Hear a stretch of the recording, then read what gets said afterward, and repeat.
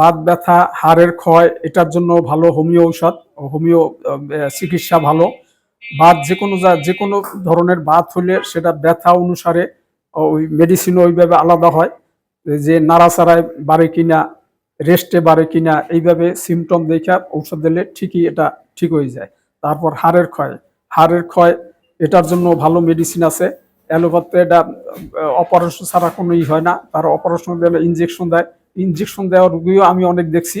এক রুগী 10,000 করে একটা ইনজেকশন দিয়েছে, কিন্তু হয় নাই, ভালো হয়নি।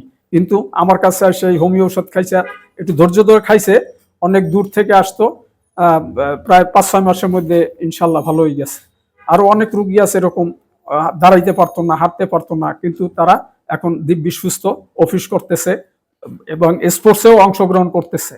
তা আমাদের চিকিৎসা এটা অনায়াসে ভালো হয়, যদি আপনারা ধৈর্য ধরে খেতে পারেন, ইনশাল্লাহ ভালো হবে।